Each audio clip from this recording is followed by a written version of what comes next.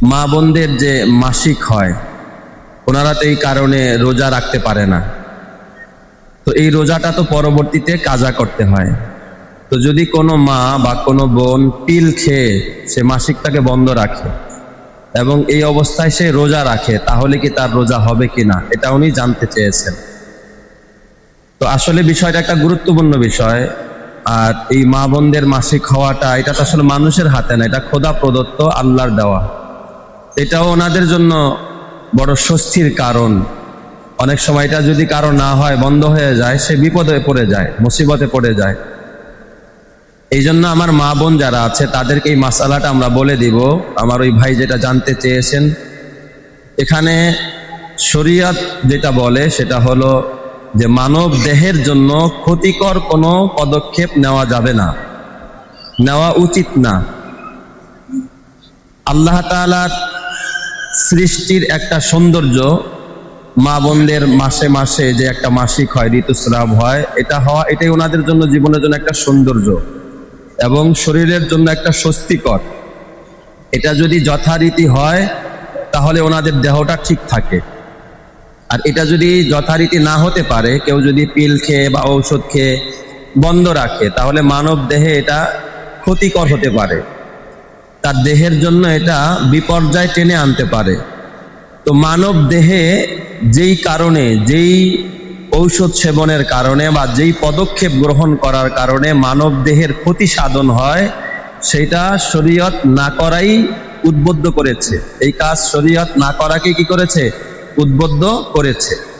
হ্যাঁ, যদি এটা স্বাভাবিক হয়, তার জন্য ডাক্তারির পরামর্শ মতে সেই কাজটা করে অথবা নিজের মতোই সে করে, এরপর যদি সে রোজা রাখে তাহলে রোজা হয়ে যাবে।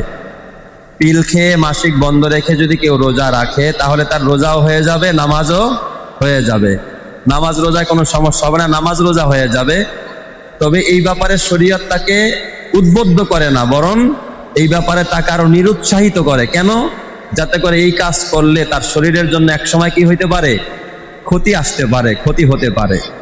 এই জন্য আমরা এই কাজ না করাই উচিত। বিশেষ করে এই কাজটা যেমন দেখা গেছে একজন মা, একজন বোন, সে হজে গেছে, হজের সফরে বা উমরায় গেছে।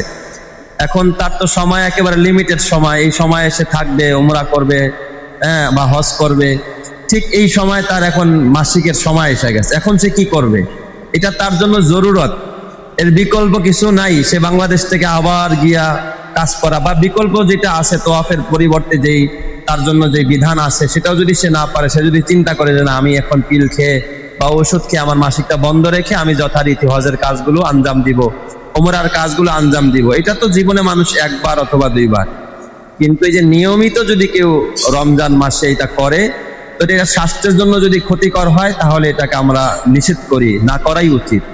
আর যদি এই কাজ কেউ করে, এই কাজ করে যদি সে রোজা রাখে তাহলে তার রোজা হয়ে যাবে, এতে শরীয়তের কি আসবে না? কোনো সমস্যা আসবে না, পরবর্তীতে রোজাকে কাজাও করতে হবে না। তো এই জাতীয় কোনো প্রশ্ন যদি আপনাদের কখনো কিছু জানতে ইচ্ছে হয়, যে এখানে আমার বলতে লজ্জা হয়, হুজুরের কাছে পার্সোনাল বলবো, বা কেউ লিখিত আকারে আমার কাছে দিতে পারেন, আপনার হয়তো নামও প্রকাশ করব না আমি, এখানে সেই প্রশ্নের উত্তরটা আমি সুন্দরভাবে সবাইকে দিয়ে দিব। পারিবারিক অনেক বিষয় আছে যেগুলো আমরা জানি না, আমাদের স্ত্রীরা জানে না, আমাদের সন্তানরা জানে না, আমাদের মেয়েরা জানে না। এই জন্য আমরা জানাটা কোনো লজ্জার নয়। নবীজির মেয়ে হযরতে ফাতেমাতুজ জোহরা রাদিয়াল্লাহু তাআলা আনহা, তিনি তার বাবার কাছে, নবীর কাছে এমন মাসআলা জিজ্ঞাসা করছে যেটা আমি এখন আপনাদের সামনে বলতে লজ্জা হচ্ছে আমার। এই মাসআলাও বাবার কাছে জিজ্ঞাসা করছে। শরীয়ত জানতে কোনো লজ্জা নাই। আল্লাহ তাআলা আমাদের সকলকে শরীয়ত জেনে বুঝে আমল করার তৌফিক দান করুক। সকলেই বলি আমিন।